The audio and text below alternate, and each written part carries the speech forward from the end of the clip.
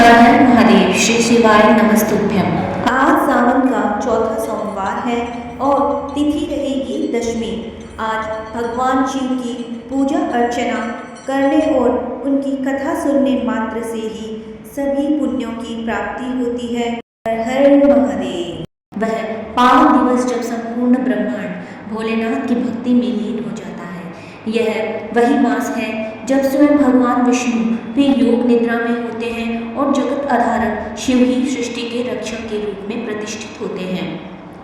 तो आइए श्रोताओं, आज सोमवार व्रत की कथा से पहले हम सभी भगवान शिव का ध्यान करें। हे नीलकंठ, हे त्रिपुंडधारी, भस्म लेपित महादेव, आपकी जटाओं में बहती गंगा हमें पवित्र करे। आपका त्रिनेत्र हमारे अज्ञान को नाश करे और आपकी कृपा से हमारे हृदय में शिवत्व जागे। हे माता पार्वती के प्रभु, प्रिय प्रभु, आज के इस सोमवार को हम आपके चरणों में अपना तन मन धन अर्पित करते हैं। हमारे जीवन में जो भी अशांति, कष्ट या भ्रम है उन्हें दूर करें। सभी श्रोताओं के घर परिवार में सुख, शांति, आरोग्यता और भक्ति बनी रहे। भोलेनाथ जो भी इस कथा को श्रद्धा से सुने, उनके जीवन में कभी कोई भी अभाव न रहे। आपकी करुणा सब पर बनी रहे, यही हमारी विनम्र प्रार्थना है। अब आइए सावन मास के इस दूसरे सोमवार की पुण्यदायिनी कथा का श्रवण करते हैं। हर हर महादेव। एक बार किसी नगर में एक साहूकार था। उसके घर में धन की कोई भी कमी नहीं थी, लेकिन कोई संतान न होने के कारण वह बड़ा दुखी होता था। संतान प्राप्ति के लिए वह हर सोमवार का व्रत रखता था और पूरी श्रद्धा के साथ सोमवार का व्रत किया करता था और मंदिर जाया करता था। भगवान शिव और माता पार्वती की पूजा किया करता था। उनकी भक्ति से एक दिन माँ पार्वती प्रसन्न होकर भगवान शिव से साहूकार की मनोकामना पूर्ण करने का निवेदन करती है। पार्वती जी के आग्रह पर भगवान शिव ने कहा, हे देवी, इस संसार में हर प्राणी को उनके कर्मों का फल मिलता है और जिनके भाग्य में जो होता है उसे वह भोगना ही पड़ता है। लेकिन माता पार्वती ने साहूकार की भक्ति देखकर उसकी मनोकामना पूर्ण करने की इच्छा व्यक्त की। माता पार्वती के आग्रह पर भगवान शिव ने साहूकार को पुत्र प्राप्ति का वरदान तो दिया, लेकिन उन्होंने बताया कि यह बालक केवल 12 वर्षों तक ही जीवित रहेगा। माता पार्वती और भगवान शिव के इस संवाद को साहूकार सुन रहा था, इसलिए उसे न तो इस बात की खुशी हुई और न ही कोई दुख, बल्कि वह पहले की तरह ही शिव जी की पूजा करता था। कुछ समय के बाद साहूकार की रानी ने एक पुत्र को जन्म दिया। जब वह बालक 11 वर्ष का हुआ तो उसे पढ़ने के लिए काशी भेज दिया गया। साहूकार ने पुत्र के मामा को बुलाकर उसे बहुत सारा धन देते हुए कहा कि तुम इस बालक को काशी ले जाओ, विद्या पढ़ने के लिए तुम लोग रास्ते में यज्ञ कराते जाना और ब्राह्मणों को भोजन दक्षिणा देते हुए जाना। दोनों मामा भांजे इसी तरह यज्ञ करते और ब्राह्मणों को दान दक्षिणा देते काशी नगर निकल पड़े। इस दौरान रात में एक नगर पड़ा जहां नगर के राजा की कन्या का विवाह था, लेकिन जिस राजकुमारी से उसका विवाह होना था वह एक आंख से काना था। राजकुमार के पिता ने अपने पुत्र के काना होने की बात को छिपाने के लिए सोचा, क्यों ना इस साहूकार के पुत्र का दुल्हा बनाकर राजकुमारी से विवाह करा दूं और विवाह के बाद उसको धन देकर विदा कर दूंगा और राजकुमारी को अपने नगर ले आऊंगा। लड़के को दूल्हे के वस्त्र पहनाकर राजकुमारी से विवाह करा दिया गया। साहूकार का पुत्र ईमानदार था, उसे यह बात सही नहीं लगी, इसलिए उसने अवसर पाकर राजकुमारी के दुपट्टे पर लिख दिया कि तुम्हारा विवाह मेरे साथ हुआ है, लेकिन जिस राजकुमार के संग तुम्हें भेजा जाएगा वह एक आंख से काना है। मैं तो काशी विद्या पढ़ने जा रहा हूँ। जब राजकुमारी ने चुन्नी पर लिखी बातें पढ़ी तो उसने अपने माता पिता को यह बात बताई। राजा ने अपनी पुत्री को विदा नहीं किया, फिर बारात वापस चली गई। दूसरे दिन साहूकार का पुत्र और उसके मामा काशी पहुंचे और वहां जाकर उन्होंने यज्ञ किया।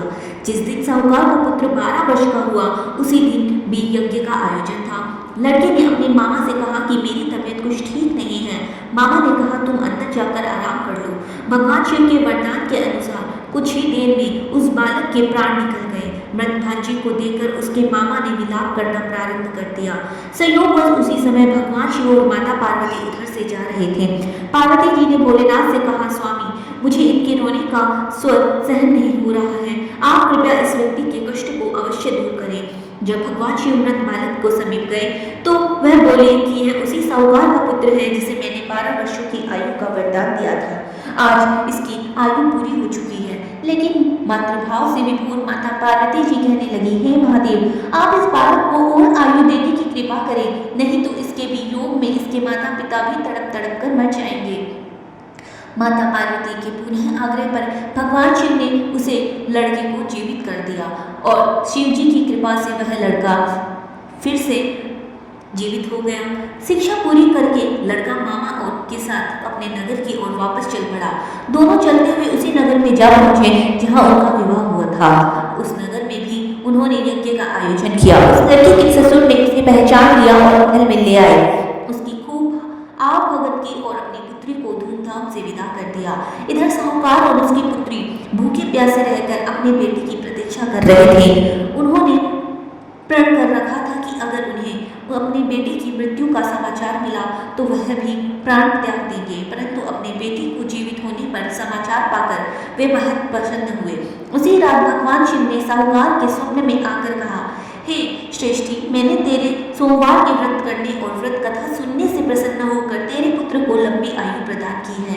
इसी प्रकार जो कोई सोमवार व्रत करता है या कथा सुनता है और पढ़ता है, उसके सभी दुख दूर होते हैं और सभी मनोकामनाएं पूर्ण होती है। सभी प्रेम से बोलिए, भोले शंकर भगवान की जय, माता पार्वती की जय। हे भोले शंकर, आज के इस पावन सोमवार को हमने आपकी कथा श्रद्धा से सुनी और व्रत का पालन करने का प्रयास किया। यदि हमारे मन, वचन और कर्म में कोई त्रुटि हो तो इस कथा में कोई भूल हो या उच्चारण में कोई दोष रह गया हो तो कृपया उसे अपनी करुणा से क्षमा करें। आपकी कृपा के बिना हम कुछ नहीं है। आप ही पालन करता है, आप ही त्राता है। हम सब आपके चरणों में नतमस्तक हैं। भोलेनाथ, जिन जिन भक्तों ने इस कथा को सुना उन सबके घरों में सुख शांति, संतान, सुख, आरोग्य और ऐश्वर्य बना रहे। भक्ति का दीपक कभी ना बुझे और जीवन भर आपका आशीर्वाद बना रहे। आइए प्रिय श्रोताओं, अब बहुत ही श्रद्धा और भक्ति के साथ भगवान शिव और देवी पार्वती के संवाद की पवित्र अमर कथा भी सुने। एक बार की बात है, देवर्षि नारद जी कैलाश पर्वत पर भोलेनाथ के दर्शन के लिए पहुंचे तो वहां जाकर उन्होंने देखा कि कैलाश पर्वत पर तो माता पार्वती अकेली बैठी है। वहां पर देवी पार्वती को देखकर वह उनके पास पहुंचे और फिर उन्हें प्रणाम किया और नारायण नारायण कहा। तब माता पार्वती ने पूछा, कहिए देवर्षि, कैसे आना हुआ? सब कुशल मंगल तो है? तब देवर्षि नारद जी बोले, माता, मैं इधर से जा रहा था तो सोचा आपसे भोलेनाथ जी से मिलता चलो, पर भोलेनाथ तो कहीं दिखाई ही नहीं दे रहे हैं। तब माता पार्वती बोली, उनके लिए कोई संदेश हो तो बता दो, मैं उनको दे दूंगी, वो तो अभी भ्रमण के लिए गए हैं। तब देवर्षि नारद ने माता पार्वती से कहा, माता, क्या आपको कभी भोलेनाथ ने अमर कथा सुनाई है? तब माता पार्वती कहने लगी, नहीं, मैंने तो कभी यह अमर कथा नहीं सुनी। नारद मुनि को अब अटखेलियां करने का एक विषय मिल गया। उन्होंने माता पार्वती से कहा कि माता, बाबा भोलेनाथ को अमर कथा का वरदान प्राप्त है। अगर कोई भी उस अमर कथा को सुन ले तो वह अमर हो जाता है, लेकिन बाबा ने आपको वह अमर कथा अभी तक नहीं सुनाई। क्या आपके मन में ऐसा एक विशेष प्रेम नहीं है? देवर्षि की यह बात माता पार्वती को हृदय को चुभ गई, किंतु वे अपने आप को संयमित करते हुए बोली, नहीं देवर्षि, ऐसी कोई बात नहीं है। उन्होंने तो मुझसे कथा सुनने को कहा था, पर मैंने ही मना कर दिया था। अब इधर देवर्षि नारद माता पार्वती के मन में संशय डालकर चले गए और उधर जैसे ही भोलेनाथ कैलाश पर्वत पर वापस आए, माता पार्वती ने उनसे कहा, हे भोलेनाथ, आज तो मुझे आपसे अमर कथा सुननी है। तब भोलेनाथ बोले, देवी, यह अचानक आज आपको अमर कथा की कैसे याद आ गई? महादेव ने अपनी दिव्य दृष्टि से इस अमर कथा को सुनने की माता पार्वती की दृढ़ इच्छा के पीछे का कारण जान लिया। वे जान गए कि देवर्षि नारद ने ही देवी माता पार्वती का यह सारा वृतांत कहा है। तब भोलेनाथ कहने लगे, देवी, अभी संध्या का समय हो रहा है और अमर कथा प्रातःकाल ही सुनते हैं, तभी पुण्य मिलता है। तब माता पार्वती भगवान शिव से इस बात से सहमत हो गई। भगवान शिव ने भी सोचा कि सुबह तक देवी पार्वती को सब भूल जाएंगी, लेकिन अगले दिन सुबह सुबह माता पार्वती जी भगवान भोलेनाथ के जागने की प्रतीक्षा करने लगी कि कब वह जागे और वह कथा सुने। तब जैसे ही भोलेनाथ जागे तो देवी पार्वती उनके समक्ष पहुंच गई और उनसे पूछने लगी कि भोलेनाथ अब तो सुनाइए अमर कथा। तब भगवान शिव कहने लगे कि देवी, कथा को सुनने से पहले हमें यह देखना है कि कैलाश पर कोई जीव जंतु ना हो।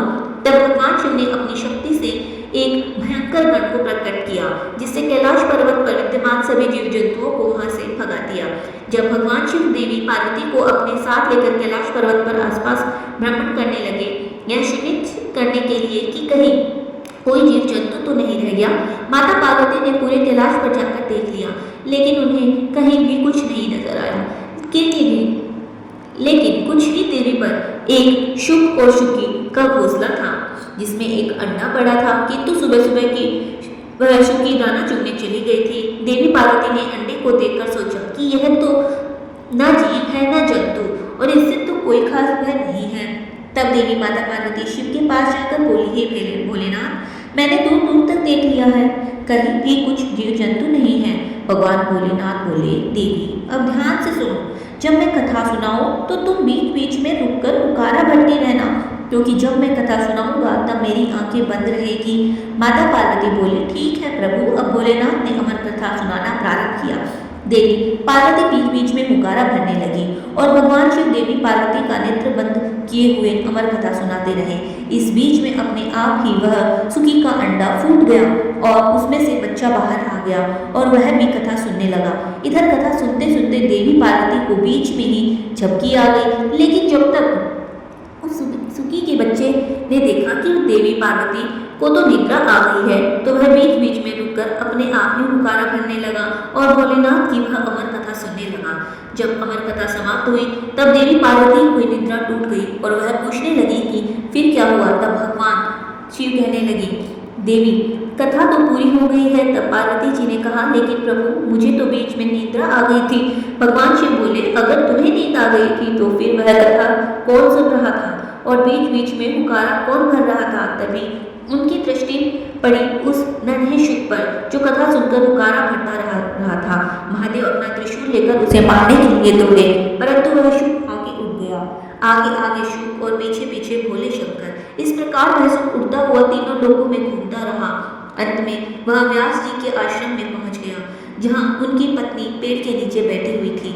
जैसे ही उन्होंने उबासी ली, वह शुक उनके मुख में प्रवेश कर गया। व्यास जी की पत्नी के गर्भ में चला गया। भगवान शिव को अपने आश्रम में आया देखकर व्यास जी उनके पास चले गए और उनके आने का कारण पूछने लगे।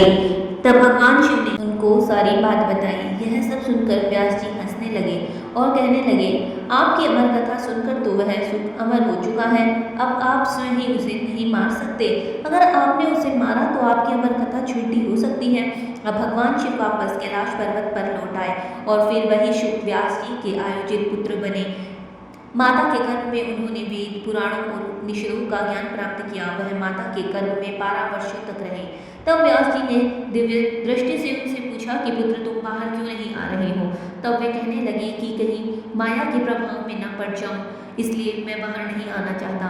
जब तक कि स्वयं श्री कृष्ण आकर मुझे आश्वासन न दे, मैं तब तक बाहर नहीं आऊंगा। तब देवर्षि नारद जी कहने लगे, पर भगवान श्री कृष्ण ने आकर उन्हें स्वयं आश्वासन दिया कि तुम्हें जन्म लेने के बाद भी कोई में माया नहीं स्पर्श कर पाएगी। तब सुखदेव जी माता के गर्भ से बाहर आए और उन्होंने पिता को भगवान का पूरा ज्ञान प्राप्त किया। तो यह थी और उन्होंने पिता से भागवत का पूरा ज्ञान प्राप्त किया। तो यह थी भगवान शिव की अमर कथा, जो उन्होंने देवी पार्वती जी को सुनाई थी, जिसे एक सुख ने आत्मसात किया और वह अमर हो गया। बाद में यही सुख सुखदेव जी के नाम से प्रसिद्ध हुए। उन्होंने समय समय पर संघ आदि 88,000 ऋषियों को भागवत का कथा सुनाई, अन्य कथाओं का श्रवण कराया और उन्हें मोक्ष प्राप्ति का उपदेश दिया। सभी प्रेम से बोलिए पार्वती पते हर हर महादेव। जय गिरिजास्वन मंगल। राधे राधे। जय श्री कृष्ण। अब आपको हमारी कथा कैसी लगी कमेंट बॉक्स में जरूर हर हर महादेव लिखें और चैनल को लाइक एंड सब्सक्राइब करना ना भूलें। धन्यवाद।